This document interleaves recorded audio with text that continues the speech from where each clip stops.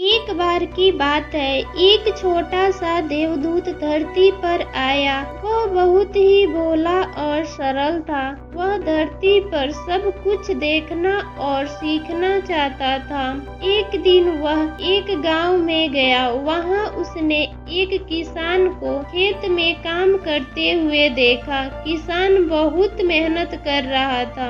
देवदूत ने किसान से पूछा, आप इतनी मेहनत क्यों कर रहे हैं? किसान ने कहा, मैं अपने परिवार के लिए भोजन और कपड़े जुटाने के लिए मेहनत कर रहा हूँ। देवदूत ने कहा, यह बहुत अच्छी बात है कि आप अपने परिवार के लिए मेहनत कर रहे हैं, लेकिन क्या आप कभी भी अपने परिवार के साथ खेलते हैं? किसान ने कहा, नहीं, मैं बहुत व्यस्त हूँ। मुझे अपने परिवार के लिए भोजन और कपड़े जुटाने के लिए मेहनत करनी पड़ती है, इसलिए समय ही नहीं मिल पाता है। देवदूत ने कहा, लेकिन अगर आप कभी भी अपने परिवार के साथ नहीं खेलते हैं तो वे आपसे खुश नहीं होंगे।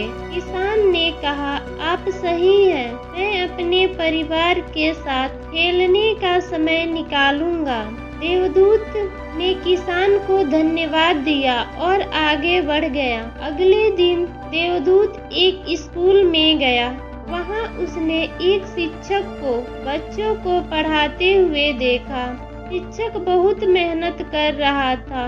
देवदूत ने शिक्षक से पूछा, आप इतनी मेहनत क्यों कर रहे हैं? शिक्षक ने कहा, मैं बच्चों को पढ़ाने के लिए मेहनत कर रहा हूँ। मैं चाहता हूँ कि वे अच्छे इंसान बने और अपने जीवन में सफल हों।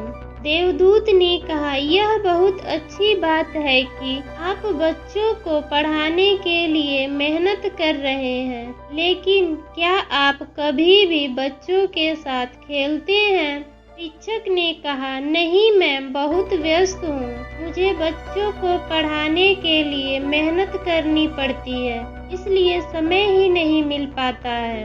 देवदूत ने कहा, लेकिन अगर आप कभी भी बच्चों के साथ नहीं खेलते हैं तो वे आपसे खुश नहीं होंगे। शिक्षक ने कहा, आप सही हैं, मैं अपने बच्चों के साथ खेलने का समय निकालूंगा।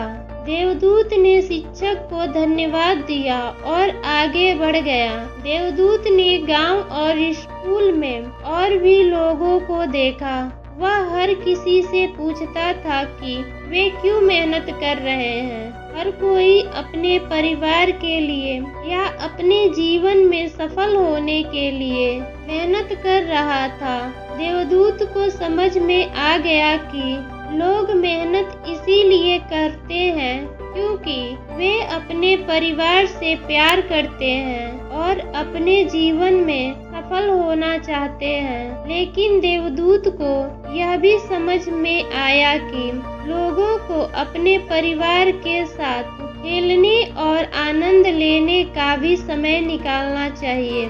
देवदूत ने गांव और स्कूल से बाहर निकला और आसमान में उड़ गया। वह सोच रहा था कि वह क्या कर सकता है ताकि लोग अपने परिवार के साथ खेलने और आनंद लेने का समय निकाल सकें। तभी देवदूत को एक विचार आया। वह एक छोटी सी परी का निर्माण किया और उसे गांव और स्कूल में भेज दिया। परी ने लोगों को बताया कि वे अपने परिवार के साथ खेलने और आनंद लेने के लिए समय निकालें। लोगों को परी की बात अच्छी लगी। उन्होंने अपने परिवार के साथ खेलने और आनंद लेने का समय निकालना शुरू कर दिया। देवदूत बहुत खुश था। उसने सोचा कि वह लोगों को एक अच्छी सीख दे पाया है। इस कहानी से हमें यही सीख मिलती है कि हम चाहे कितने ही व्यस्त क्यों ना हो, लेकिन हमें अपने परिवार के लिए हमेशा समय निकालना